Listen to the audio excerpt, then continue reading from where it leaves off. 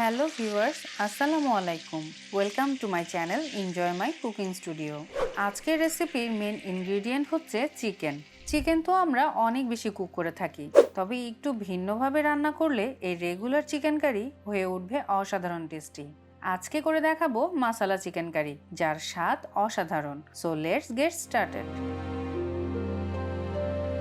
আজকের রেসিপির জন্য আমি 750 গ্রাম চিকেন নিয়েছি। দিয়ে দিচ্ছি 1.5 চা চামচ আদা বাটা, 1.5 চা চামচ রসুন বাটা, হাফ চা চামচ হলুদ গুঁড়া, 1 টেবিল চামচ মরিচ গুঁড়া, স্বাদ মতো লবণ। আমি এখানে 1.5 চামচ ইউজ করেছি। 1 চা চামচ জিরা গুঁড়া, 1 চা চামচ ধনিয়া গুঁড়া, 3 টেবিল চামচ টক দই। এবার সব কিছু ভালোভাবে মাখায় নিব। এই ম্যারিনেশনের জন্যই চিকেন কারির স্বাদ এত মজার হয়। এখানে দই ইউজ করছি চিকেন গ্রেভির টেস্টটা এনহ্যান্স করার জন্য, তাই 15 মিনিটের বেশি ম্যারিনেট করার প্রয়োজন নেই, না হলে মাংসগুলো বেশি নরম হয়ে যাবে। চিকেন ম্যারিনেট হয়ে গেলে রেস্টে রেখে দিব 15 মিনিট।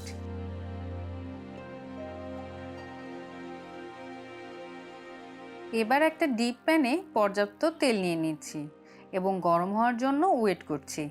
তেল গরম হয়ে গেলে দিয়ে দিব 2টা তেজপাতা। এখন দিয়ে দিব 1 কাপ পেঁয়াজ কুচি। মিডিয়াম হিটে পেঁয়াজ ভাজতে থাকবো। এই ক্ষেত্রে পেঁয়াজ কুচি ছাড়া গ্রেটেড পেঁয়াজও ইউজ করা যাবে। পেঁয়াজ একটু নরম হলে দিয়ে দিব 1 চা চামচ চিনি। চিনি অ্যাড করায় এখানে পেঁয়াজের মাঝে একটা ক্যারামেলাইজ কালার চলে আসবে। মিডিয়াম হিটে পেঁয়াজগুলো ব্রাউন না হওয়া পর্যন্ত ভাজতে থাকবো। পেঁয়াজ ব্রাউন কালার হলে দিয়ে দিব 2টা মাঝারি সাইজের টমেটো। কিছুক্ষণ ভেজে নিয়ে সামান্য একটু পানি দিয়ে ঢেকে দিব সিদ্ধ হওয়ার জন্য। আমার ব্যবহার করা টমেটোগুলো একটু কাঁচা আর শক্ত হয়, পানি দিতে হচ্ছে। আপনারা একদম পাকা টমেটো ইউজ করলে ঢাকনা দিয়ে দেওয়ার পর টমেটো থেকে পানি বের হবে আর সেটাতেই সিদ্ধ হয়ে যাবে।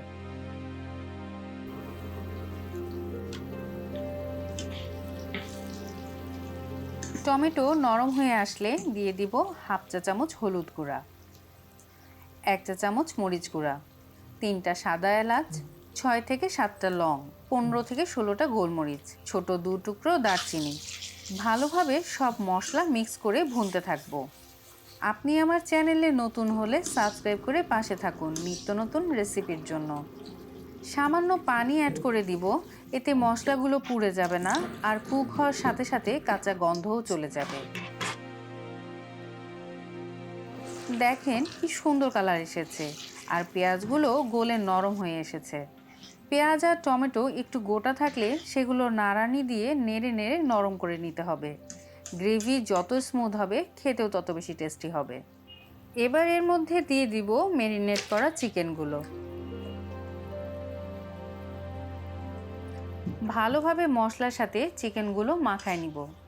যেহেতু চিকেনগুলো দইয়ে ম্যারিনেট করা ছিল, তাই চিকেন বেশি নাড়ার প্রয়োজন নেই, না হলে মাংসগুলো হাড্ডি থেকে খুলে আসতে পারে। স্বাদ মতো লবণ দিয়ে দিচ্ছি। যেহেতু ম্যারিনেশনের সময় 1.5 চা চামচ লবণ দেওয়া হয়েছিল, তাই এখন আমার পছন্দ মতো হাফ চামচ অ্যাড করছি। আপনি আপনার টেস্ট অনুযায়ী অ্যাডজাস্ট করে নেবেন। ম্যারিনেট করে রাখা পাত্র দিয়ে 1 কাপের মতো পানি দিয়ে দিচ্ছি সিদ্ধ করার জন্য। পানি বেশি দেওয়ার প্রয়োজন নেই, কারণ দই দেওয়াতে কিছুটা পানি বের হয়ে আসবে। মিডিয়াম আঁচে এই চিকেন সিদ্ধ হতে 15 থেকে 20 মিনিট লাগবে।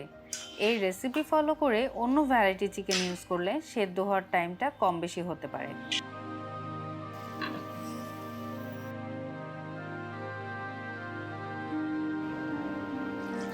5 থেকে 7 মিনিট পর পর ঢাকনা খুলে খুবই কেয়ারফুলি নাড়ানি দিয়ে নিচের দিকের মশলা নেড়ে দিতে হবে, না হলে প্যানের সাথে লেগে পুড়ে যেতে পারে। এখন দিয়ে দিব হাফ চা চামচ গরম মশলার গুঁড়া আর 6 থেকে 7টা কাঁচামরিচ। কাঁচামরিচ অ্যাড করায় এই ঝালটা বাড়বে না, কিন্তু খুব সুন্দর একটা ফ্লেভার প্রোভাইড করবে। আপনি চাইলে স্কিপও করতে পারেন, বাট এটা আমার অনেক পছন্দের।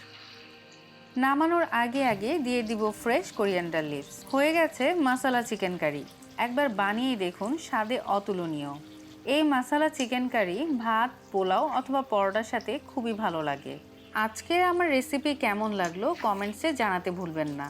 আর হ্যাঁ, কে কোথায় থেকে আমার ভিডিও দেখছেন এটাও কিন্তু জানাতে ভুলবেন না। আপনাদের ফিডব্যাক আমার অনেক ভালো লাগে। সবাই ভালো থাকবেন। আল্লাহ হাফেজ।